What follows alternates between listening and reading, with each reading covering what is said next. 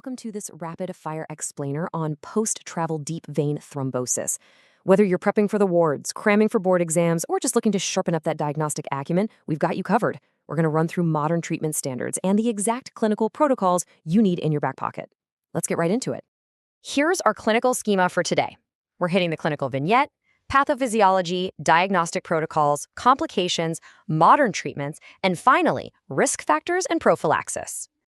All right, Section 1, the clinical vignette and presentation.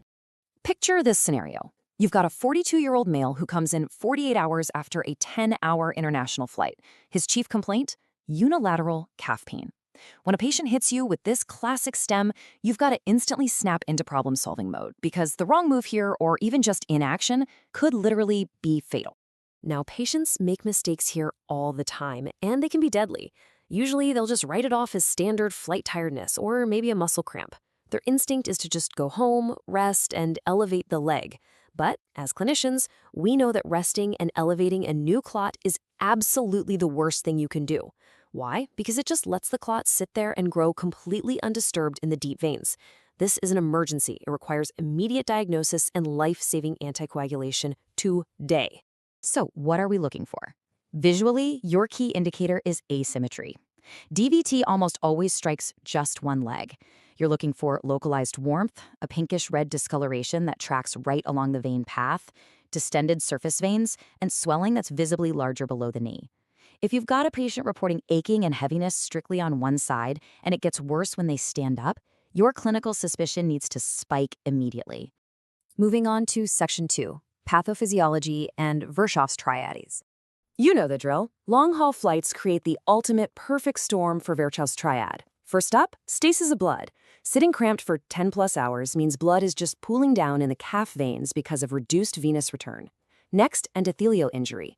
Think about the physical pressure of that seat edge digging right into the popliteal vein behind the knee. It causes actual microtrauma. And yeah, this is definitely worse for the folks stuck in window seats who never get up.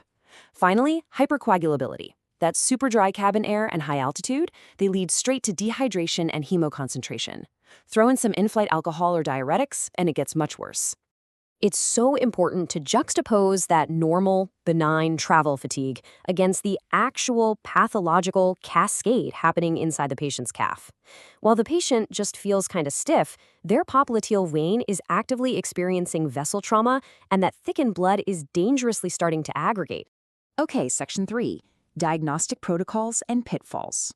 Your hospital triage flow needs to be fast. Step 1, immediate ER assessment. Do not wait around. Step 2, move straight to the gold standard of non-invasive imaging, which is a compression duplex Doppler ultrasound. That gives you real-time visualization of those deep veins. Step 3 is the D-dimer blood test. But remember, we are using this as a modifier, not your primary diagnostic tool.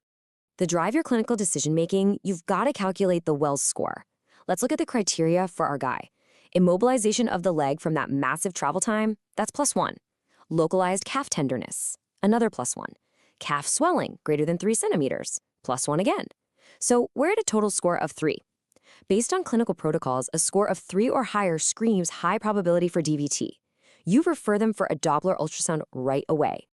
Now listen up, because you do not want to fall for these classic board exam traps. If that Wells score is 3 or higher, skip the D-dimer entirely and go straight to ultrasound. The D-dimer is a trap here. It has high sensitivity but terribly low specificity, meaning you use it only to rule out DVT in low probability patients.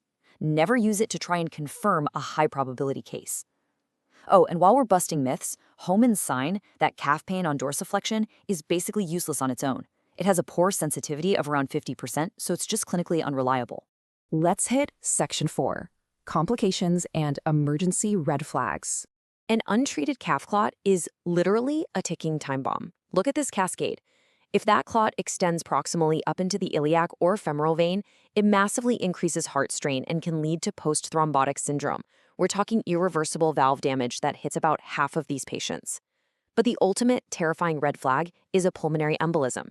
If that clot breaks off and hits the lungs and your patient suddenly develops breathlessness at rest, sharp pleuritic chest pain, tachycardia over 100 beats per minute, or cyanosis, they are in a full-blown pulmonary cascade that carries a 30% mortality rate if untreated.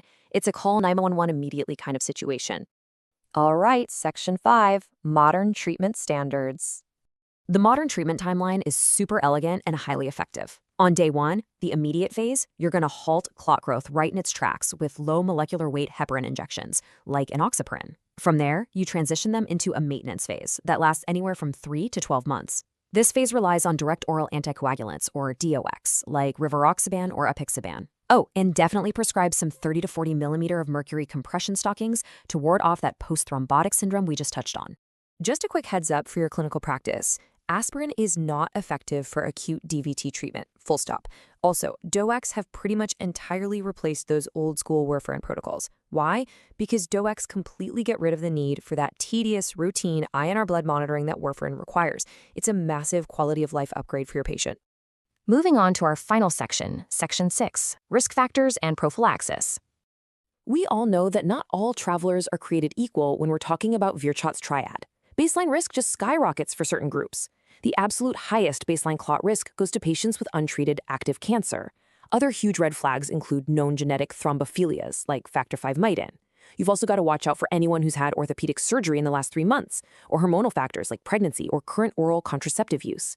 Even demographics play a massive role here. A BMI over 30, combined with being over 60 years old, presents an extreme additive risk. Now, if your patient is jumping on a flight longer than 4 hours, that risk spikes. You need to counsel these high-risk patients to stick to a very specific checklist. They've got to get up and walk the aisle every 1 to 2 hours. They need to drink about 200 milliliters of water per hour and strictly avoid alcohol. And they need to wear 15 to 30 millimeters of mercury graduated compression stockings. Most importantly, as their clinician, you need to have a conversation about medical prophylaxis, like maybe giving a prophylactic enoxaparin injection before they even board the plane. So, as we wrap up this explainer, the big question for your next shift is this. Will you catch the silent clot in time? Will you spot that subtle leg asymmetry before the patient is hit with sudden pleuritic chest pain? I want to leave you with the absolute golden rule of post-travel DVT. Unilateral leg swelling after a trip always requires urgent medical attention and immediate triage. Remember, going home to rest on the couch is the single worst thing a patient can do for a new blood clot. Trust your clinical protocols, quickly calculate that well score, push straight to ultrasound for your high probability cases, and you just might prevent a fatal pulmonary cascade. Stay sharp out there, clinicians.